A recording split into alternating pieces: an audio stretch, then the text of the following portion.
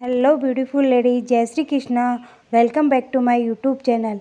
तो आज का वीडियो सभी उन ब्यूटीफुल लेडीज़ के लिए है जो आने वाला करवा चौथ का व्रत रखने वाली है, क्योंकि इस वीडियो में हम जानेंगे करवा चौथ के व्रत के दिन जो कथा सुनी जाती है उसके बारे में। तो आइए देखते हैं। जब भी कोई स्त्री करवा चौथ का व्रत करती है तो वह व्रत के दौरान कथा सुनती है। व्रत के दौरान कथा सुनने की ये कथा प्राचीन काल से चली आ रही है। इस व्रत की कथा या कहानी जो कि सुहागिन स्त्रियों द्वारा सुनी जाती है वह इस प्रकार है। एक नगर में एक साहूकार रहता था। उसके 7 लड़के और एक लड़की थी। कार्तिक महीने में जब कृष्ण पक्ष की चतुर्थी आई तो साहूकार के परिवार की महिलाओं ने भी करवा चौथ का व्रत रखा। जब रात्रि के समय साहूकार के बेटे भोजन ग्रहण करने बैठे तो उन्होंने साहूकार की बेटी मतलब अपनी बहन को भी साथ में भोजन करने के लिए कहा।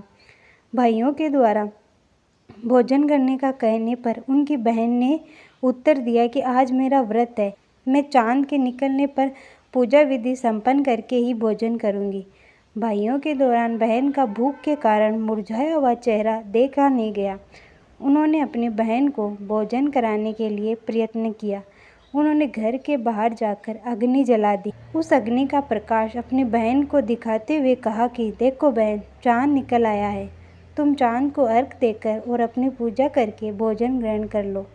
अपने भाइयों द्वारा चांद निकलने की बात सुनकर बहन ने अपनी भाभीयों के पास जाकर कहा, भाभी चांद निकल आया है, चलो पूजा कर ले। परंतु उसकी भाभी अपनी पतियों द्वारा की गई इस युक्ति को जानती थी। उन्होंने अपनी ननद को भी इस बारे में बताया और कहा कि आप भी इनकी बात पर विश्वास ना करें। परंतु बहन ने भाभीयों की बात पर ध्यान न देते हुए पूजा संपन्न कर भोजन ग्रहण कर लिया। इस प्रकार उसका व्रत टूट गया और गणेश जी उससे नाराज हो गए। इसके तुरंत बाद ही उसका पति बीमार हो गया और घर का सारा रुपया पैसा और धन उसकी बीमारी में खर्च हो गया। अब जब साहूकार की बेटी को अपने द्वारा किए गए गलत व्रत का पता चला तो उसे बहुत दुख हुआ। उसने अपनी गलती पर पश्चाताप किया। अब उसने पुनः पूरे विधि विधान से व्रत का पूजन किया तथा गणेश जी की आराधना की। इस प्रकार उसके व्रत तथा श्रद्धा भक्ति को देखते हुए भगवान गणेश उस पर प्रसन्न हो गए। उसके पति को जीवन दान दिया और उसके परिवार को धन तथा संपत्ति प्रदान की।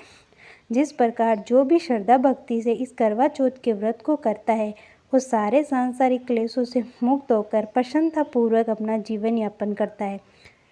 तो कैसा लगा मेरा वीडियो? अगर अच्छा लगा तो लाइक और सब्सक्राइब जरूर करें।